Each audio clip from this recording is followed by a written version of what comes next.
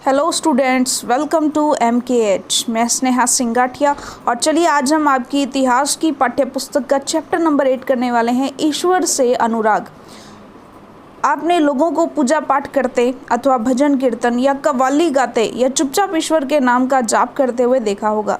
आपने यह भी गौर किया होगा कि उनमें से कुछ तो इतने भाव विभोर हो जाते हैं कि उनकी आंखों में आंसू भर आते हैं। ईश्वर के प्रति ऐसा प्रेम भाव या गहरी भक्ति उन विभिन्न प्रकार के भक्ति सूफी आंदोलनों की देन है जिनका 8वीं शताब्दी से उद्भव होने लगा। परमेश्वर का विचार। बड़े बड़े राज्यों के उदय होने से पहले भिन्न भिन्न समूहों के लोग अपने अपने देवी देवताओं की पूजा करते थे। जब लोग नगरों के विकास और व्यापार तथा साम्राज्यों के माध्यम से एक साथ आते गए तब नए नए विचार विकसित होने लगे।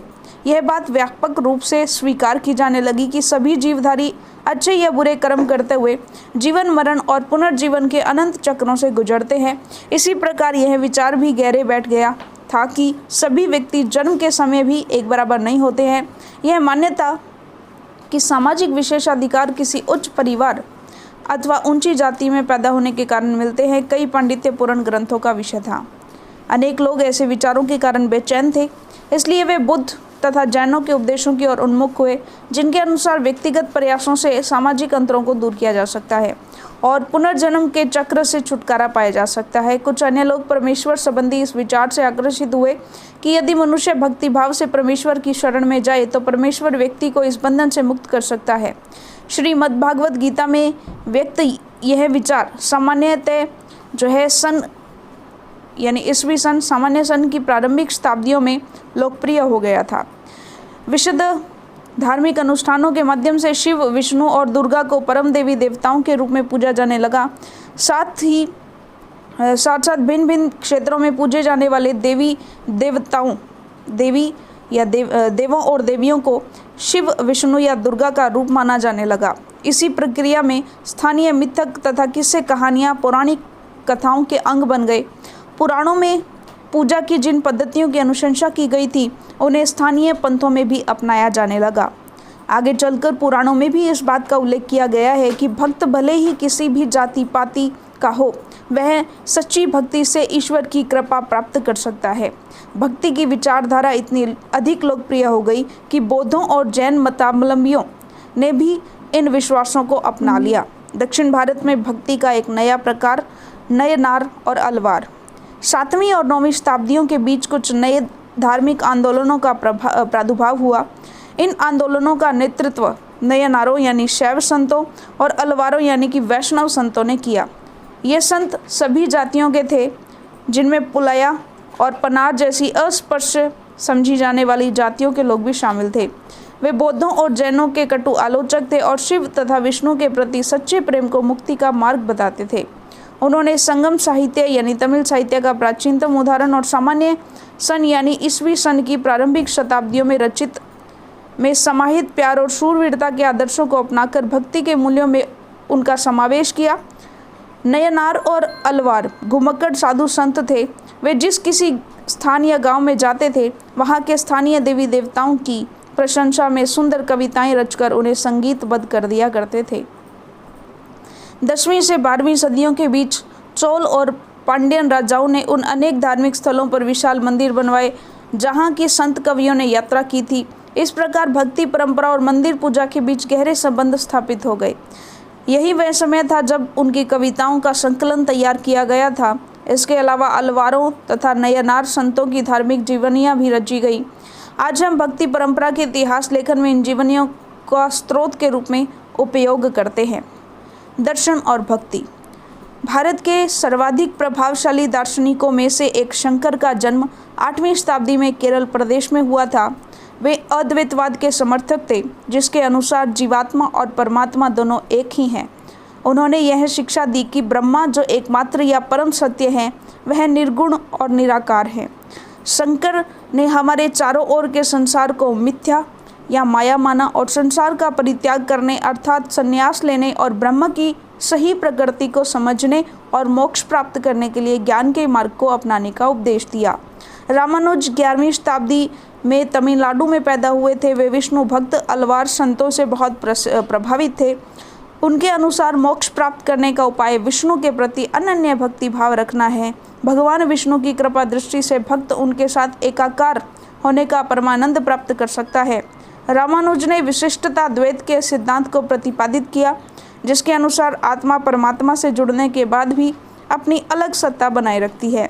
रामानुज के सिद्धांत ने भक्ति की नई धारा को बहुत प्रेरित किया, जो परवर्ती काल में उत्तरी भारत में विकसित हुई।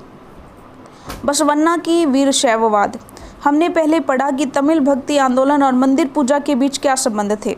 इसके परिणाम स्वरूप जो प्रतिक्रिया हुई वह बसवन्ना और अल्लमा प्रभु और अक महादेवी जैसे उसके साथियों द्वारा प्रारंभ किए गए वीरशैव आंदोलन से स्पष्टतः दिखाई देती है। यह आंदोलन 12वीं शताब्दी के मध्य में कर्नाटक में प्रारंभ हुआ। वीरशैवों ने सभी व्यक्तियों की समानता के पक्ष में और जाति और नारी के प्रति व्यवहार के बारे में ब्राह्मणवादी विचारधारा के विरुद्ध अपने प्रबल तर्क प्रस्तुत किए। इसके अलावा वे सभी प्रकार के कर्मकांडों और मूर्ति पूजा के विरोधी थे। महाराष्ट्र के संत 13वीं से 17वीं शताब्दी तक महाराष्ट्र के अनेक संत कवि हुए, जिनके सरल मराठी भाषा में लिखे गए गीत आज भी जनमन को प्रेरित करते हैं। उन संतों में सबसे महत्वपूर्ण थे ज्ञानेश्वर, नामदेव, एकनाथ और तुकाराम तथा सखुबाई जैसी स्त्रियां या चोखा मेला का परिवार, जो अस्पृश्य समझी जाने वाली महार जाति का था। भक्ति की यह क्षेत्रीय परंपरा पंढरपुर में विठ्ठल पर और जनमन के हृदय में विराजमान व्यक्तिगत देव संबंधी विचारों पर केंद्रित थी। इन संत कवियों ने सभी प्रकार के कर्मकांडों, पवित्रता के ढोंगों और जन्म पर आधारित सामाजिक अंतरों का विरोध किया। यहाँ तक कि उन्होंने संन्यास के विचार को भी ठुकरा दिया और किसी भी अन्य व्यक्ति की तरह रोजी रोटी कमाते हुए परिवार के साथ रहने और विनम्रतापूर्वक जरूरतमंद साथी व्यक्तियों की सेवा करते हुए जीवन बिताने को अधिक पसंद किया। उन्होंने इस बात पर बल दिया कि असली भक्ति दूसरों के दुखों को बांट लेना है और इससे एक नए मानवतावादी विचार का उद्भव हुआ। जैसा कि सुप्रसिद्ध गुजराती संत नरसिंह मेहता ने कहा था, वैष्णव जन तो तेने कहिए, पीर पराई जाने रे। नाथपंथी, सिद्ध और योगी। इस काल में अनेक ऐसे धार्मिक समूह उभरे जिन्होंने साधारण तर्क वितर्क का सहारा लेकर रूढ़िवादी धर्म के कर्मकांडों और अन्य बनावटी पहलुओं तथा समाज व्यवस्था की आलोचना की। उनमें नाथपंथी, सिद्धाचार और योगी जन उल्लेखनीय हैं। उन्होंने संसार का परित्याग करने का समर्थन किया। उनके विचार में निराकार परम सत्य का चिंतन मनन और उनके साथ एक हो जाने की अनुभूति ही मोक्ष का मार्ग है। उनके साथ इसके लिए उन्होंने योगासन, प्राणायाम और चिंतन मनन जैसी क्रियाओं के माध्यम से मन और शरीर को कठोर प्रशिक्षण देने की आवश्यकता पर बल दिया है। यह समूह खासतौर पर नीची कही जाने वाली जातियों में बहुत लोकप्रिय है। उनके द्वारा की गई रूढ़िवादी धर्म की आलोचना ने भक्ति मार्गीय धर्म के आधार तैयार किया, जो आगे चलकर उत्तरी भारत में लोकप्रिय शक्ति बना। इस्लाम और सूफी मत। संतों और सूफियों में बहुत अधिक समानता थी, यहाँ तक कि यह भी माना जाता है कि उन्होंने आपस में कई विचारों का आदान प्रदान किया और उन्हें अपनाया। सूफी मुसलमान रहस्यवादी थे। वे धर्म के बाहरी आडंबरों को अस्वीकार करते हुए ईश्वर के प्रति प्रेम और भक्ति तथा सभी मनुष्यों के प्रति दया भाव रखने पर बल देते थे। इस्लाम ने एकेश्वरवाद यानी एक अल्लाह के प्रति पूर्ण समर्पण का दृढ़ता से प्रचार किया। 8वीं और 9वीं शताब्दी में धार्मिक विद्वानों ने पवित्र कानून और इस्लामिक धर्मशास्त्र के विभिन्न पहलुओं को विकसित किया। इस्लाम धीरे धीरे और जटिल होता गया, जबकि सूफियों ने एक अलग रास्ता दिखाया जो ईश्वर के प्रति व्यक्तिगत समर्पण पर बल दिया। सूफी लोगों ने मुस्लिम धार्मिक विद्वानों द्वारा निर्धारित विशुद्ध कर्मकांड और आचार संहिता को बहुत कुछ अस्वीकार कर दिया। वे ईश्वर के साथ ठीक उसी तरह जुड़े रहना चाहते थे जिस प्रकार एक प्रेमी दुनिया की परवाह किए बिना अपनी प्रियतमा के साथ जुड़े रहना चाहता है। संत कवियों की तरह सूफी लोग भी अपनी भावनाओं को व्यक्त करने के लिए काव्य रचना किया करते थे। गद्य में एक विस्तृत साहित्य और कई किस्से कहानियां इन सूफी संतों के इर्द गिर्द विकसित हुई हैं। मध्य एशिया के महान सूफी संतों ने गज्जामी, रूमी और सादी के नाम उल्लेखनीय हैं। नाथपंथियों, सिद्धों और योगियों की तरह सूफी भी यही मानते थे कि दुनिया के प्रति अलग नजरिया अपनाने के लिए दिल को सिखाया पढ़ाया जा सकता है। उन्होंने किसी औलिया या पीर की देखरेख में जिक्र, चिंतन, रक्स, नीति चर्चा, सांस पर नियंत्रण आदि के जरिए प्रशिक्षण की विस्तृत रीतियों का विकास किया। इस प्रकार आध्यात्मिक सूफी उस्तादों की पीढ़ियां सिलसिलाओं का प्रादुर्भाव हुआ। इनमें से हर एक सिलसिला निर्देशों और धार्मिक क्रियाओं का थोड़ा बहुत अलग तरीका अपनाती थी। 11वीं शताब्दी में अनेक सूफी जन मध्य एशिया से आकर हिंदुस्तान में बसने लगे थे। दिल्ली सल्तनत की स्थापना के लिए यह प्रक्रिया उस समय और भी मजबूत हो गई जब उपमहाद्वीप में सर्वत्र बड़े बड़े अनेक सूफी केंद्र विकसित हो गए। चिश्ती सिलसिला इन सभी सिलसिलों में सबसे अधिक प्रभावशाली था। इसमें औलियाओं की एक लंबी परंपरा थी, जैसे अजमेर में ख्वाजा मोइनुद्दीन चिश्ती, दिल्ली में कुतुबुद्दीन बख्तियार काकी, पंजाब में बाबा फरीद, दिल्ली में ख्वाजा निजामुद्दीन औलिया और गुलबर्ग में बदानवान गिसु दराज। सूफी संत अपने खानकाहों में विशेष बैठकों का आयोजन करते थे, जहां सभी प्रकार के भक्तगण, जिनमें शाही घरानों के लोग तथा अभिजात और आम लोग भी शामिल होते थे, इन खानकाहों में आते थे। वे आध्यात्मिक विषयों पर चर्चा करते थे, अपनी दुनियादारी की समस्याओं को सुलझाने के लिए संतों से आशीर्वाद मांगते थे और अपना या फिर अथवा संगीत तथा नृत्य के जलसों में ही शामिल होकर चले जाते थे। अक्सर लोग यह समझते थे कि सूफी औलियाओं के पास चमत्कारिक शक्तियां होती हैं, जिनसे आम लोगों को बीमारी और तकलीफों से छुटकारा मिलता है। सूफी संत की दरगाह एक तीर्थस्थल बन जाता था, जहां सभी ईमान धर्म के लोग इकट्ठे, हजारों की संख्या में इकट्ठे होते थे। बात करते हैं उत्तर भारत में धार्मिक बदलाव। 13वीं सदी के बाद उत्तरी भारत में भक्ति आंदोलन की एक नई लहर आई। यह एक ऐसा युग था जब इस्लाम, ब्राह्मणवादी, हिंदू धर्म, सूफी मत, भक्ति के विभिन्न धाराओं ने और नाथपंथियों, सिद्धों और योगियों ने परस्पर एक दूसरे को प्रभावित किया। हमने देखा कि नए नगरों और राज्यों का उद्भव हो रहा था और लोग अपने लिए नए नए व्यवसाय, नई नई भूमिकाएं खोज रहे थे। ऐसे लोग विशेष रूप से शिल्पी, कृषक, व्यापारी और मजदूर इन नए संतों के विचारों को सुनने के लिए इकट्ठे हो जाते थे, फिर वे उनका प्रचार करते थे। उनमें से कबीर और बाबा गुरु नानक जैसे कुछ संतों ने सभी आडंबरपूर्ण रूढ़िवादी धर्मों को अस्वीकार कर दिया। तुलसीदास और सूरदास जैसे कुछ अन्य संतों ने उस समय विद्यमान विश्वासों और पद्धतियों को स्वीकार करते हुए उन्हें सबकी पहुंच में लाने का प्रयत्न किया। तुलसीदास ने ईश्वर को राम के रूप में धारण किया। अवधि में लिखी गई तुलसीदास की रचना रामचरितमानस उनके भक्ति भाव की अभिव्यक्ति और साहित्य कृति दोनों ही दृष्टियों से महत्वपूर्ण है। सूरदास श्री कृष्ण के अनन्य भक्त थे। उनकी रचनाएं सुर सारावली और साहित्य लहरी में संग्रहित है और उनके भक्ति भाव को अभिव्यक्त करती हैं।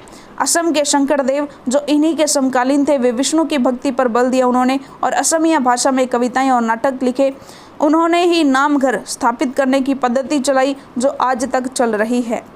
इस परंपरा में दादू दयाल, रविदास और मीराबाई जैसे संत भी शामिल थे। मीराबाई एक राजपूत राजकुमारी थी जिनका विवाह 16वीं शताब्दी में मेवाड़ के एक राजसी घराने में हुआ था। मीराबाई रविदास, जो अस्पृश्य जाति के माने जाते थे, की अनुयायी बन गई। वे कृष्ण के प्रति समर्पित थी और उन्होंने अपने गहरे भक्ति भाव को कई भजनों में अभिव्यक्त किया है। बात करते हैं आगे। उनके गीतों ने उच्च जातियों के रीतियों नियमों को खुली चुनौती दी तथा ये गीत राजस्थान में, गुजरात के जनसाधारण में बहुत लोकप्रिय हुए। इन संतों में से अधिकांश का विशिष्ट अभिलक्षण यह है कि इनकी कृतियाँ क्षेत्रीय भाषाओं में रची गई और इन्हें आपस में गाया जा सकता था, इसलिए ये बेहद लोकप्रिय हुई और पीढ़ी दर पीढ़ी मौखिक रूप से चलती रहीं। प्राय इन गीतों के प्रसारण में सर्वाधिक निर्धन, सर्वाधिक वंचित समुदाय और महिलाओं की भूमिका रही। प्रसारण की इस प्रक्रिया में ये सभी लोग अक्सर अपने अनुभव भी जोड़ देते थे। इस तरह आज मिलने वाले गीत संतों की रचनाएं तो हैं ही, साथ साथ उन पीढ़ियों के लोगों की रचनाएं मानी जा सकती हैं जो उन्हें गाया करते थे। ये हमारी जीती जागती जन संस्कृति का अंग बन गई। बात करते हैं कबीर एक नज़र से, नज़दीक से एक नज़र। कबीर संभवतः 15वीं-16वीं सदी में हुए थे। वे एक अत्यधिक प्रभावशाली संत थे। उनका पालन पोषण बनारस में या उसके आसपास के एक मुसलमान जुलाहा यानी बुनकर परिवार में हुआ था। उनके जीवन के बारे में हमारे पास बहुत कम विश्वसनीय जानकारी है। हमें उनके विचारों की जानकारी उनकी साखियों और पदों के विशाल संग्रह से मिलती है, जिनके बारे में यह कहा जाता है कि इनकी रचना तो कबीर ने की थी, परंतु ये घुमंतू भजन गायकों द्वारा गाए जाते थे। इनमें से कुछ भजन गुरु ग्रंथ साहब, पंचवाणी और बीजक में संग्रहित और सुरक्षित है। कबीर के उपदेश प्रमुख धार्मिक परंपराओं की पूर्ण और प्रखंड अस्वीकृति पर आधारित थे। उनके उपदेशों में ब्राह्मणवादी हिंदू धर्म और इस्लाम दोनों की बाह्य आडंबर पूर्ण पूजा के सभी रूपों का मजाक उड़ाया गया है। उनके काव्य की भाषा बोलचाल की हिंदी थी जो आम आदमियों द्वारा आसानी से समझी जा सकती थी। उन्होंने कभी कभी रहस्यमयी भाषा का भी प्रयोग किया है जिसे समझना कठिन होता है। कबीर निराकार परमेश्वर में विश्वास रखते थे। उन्होंने यह उपदेश दिया कि भक्ति के माध्यम से ही मोक्ष यानी मुक्ति प्राप्त हो सकती है। हिंदू तथा मुसलमान दोनों उनके अनुयायी हो गए। अब बात करते हैं बाबा गुरु नानक, नज़दीक से एक नज़र। कबीर की अपेक्षा बाबा गुरु नानक के बारे में हम कहीं अधिक जानते हैं। तलवंडी में जन्म लेने वाले बाबा गुरु नानक ने करतारपुर में एक केंद्र स्थापित करने से पहले कई यात्राएं की। उन्होंने अपने अनुयायियों के लिए करतारपुर में एक नियमित उपासना पद्धति अपनाई जिसके अंतर्गत उन्हीं के शब्दों को गाया जाता था।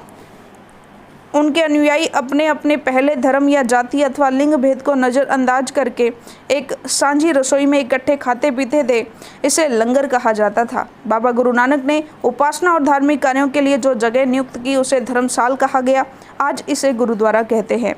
1539 में अपने मृत्यु के पूर्व बाबा गुरु नानक ने एक अनुयायी को अपना उत्तराधिकारी चुना। इनका नाम लहणा था, लेकिन ये गुरु अंगद के नाम से जाने गए। गुरु अंगद नाम का महत्व यह था कि गुरु अंगद बाबा गुरु नानक के ही अंग माने गए। गुरु अंगद ने बाबा गुरु नानक की रचनाओं का संग्रह किया और उस संग्रह में अपनी कृतियां भी जोड़ दी। संग्रह एक नई लिपि गुरुमुखी में लिखा गया था। गुरु अंगद के 3 उत्तराधिकारियों ने भी अपनी रचनाएं नानक के नाम से लिखी। इन सभी का संग्रह गुरु अर्जन ने 1604 में किया। इस संग्रह में शेख फरीद, संत कबीर, भगत नामदेव और गुरु तेग बहादुर जैसे सूफियों, संतों और गुरुओं की वाणी जोड़ी गई। 1706 में इस वृहत संग्रह को गुरु तेग बहादुर के पुत्र व उत्तराधिकारी गुरु गोविंद सिंह ने प्रमाणित किया।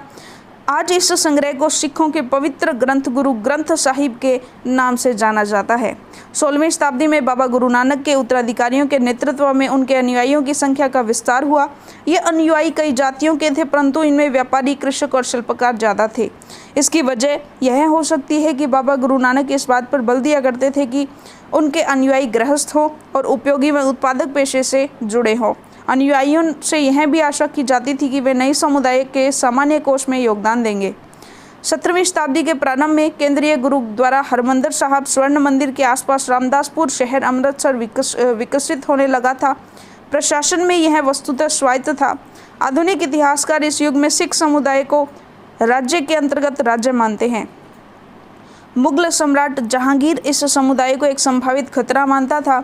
उसने 1606 में गुरु अर्जन को मृत्युदंड देने का आदेश दिया। 17वीं शताब्दी में सिख आंदोलन का राजनीतिकरण शुरू हो गया, जिसका दूरगामी परिणाम यह हुआ कि 1699 में गुरु गोविंद सिंह ने खालसा की संस्था का निर्माण किया। खालसा पंथ के नाम से जाना जाने वाला सिख समुदाय अब एक राजनीतिक सत्ता बन गया। 16वीं और 17वीं शताब्दियों की बदलती हुई ऐतिहासिक परिस्थितियों ने सिख आंदोलन के विकास को प्रभावित किया। साथ में शुरू से ही बाबा गुरु नानक के विचारों का सिख आंदोलन पर गहरा प्रभाव पड़ा। उन्होंने एक ईश्वर की उपासना के महत्व पर जोर दिया। उन्होंने आग्रह किया कि जाति, धर्म और लिंग भेद मुक्ति प्राप्ति के लिए कोई मायने नहीं रखते हैं। उनके लिए मुक्ति किसी निष्क्रिय आनंद की स्थिति नहीं थी, बल्कि सक्रिय जीवन व्यतीत करने के साथ साथ सामाजिक प्रतिबद्धता की निरंतर कोशिशों में ही निहित थी। अपने उपदेश के सार को व्यक्त करने के लिए उन्होंने 3 शब्दों का प्रयोग किया: नाम, दान और स्नान। नाम से उनका तात्पर्य सही उपासना से था, दान का तात्पर्य था दूसरों का भला करना और स्नान का तात्पर्य आचार विचार की पवित्रता।